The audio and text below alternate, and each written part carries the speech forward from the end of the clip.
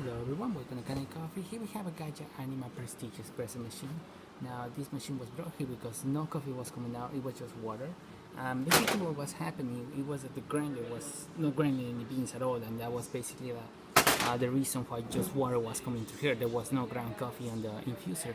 But we ended up replacing the grinder, and now doesn't have any beans, but let me just, no, it has some.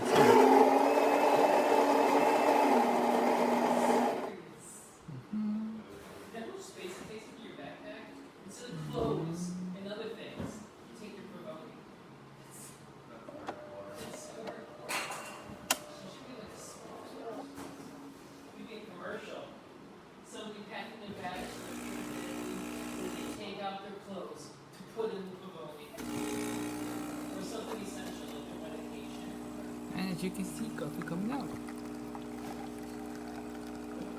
And we have good crema. We still can go a little bit finer with the grinder. So since the grinder is new, I'm just gonna leave it exactly the way it is. And as you can see, now coffee coming out. So thank you for bringing coffee. Please subscribe to our channel for more content like this every day.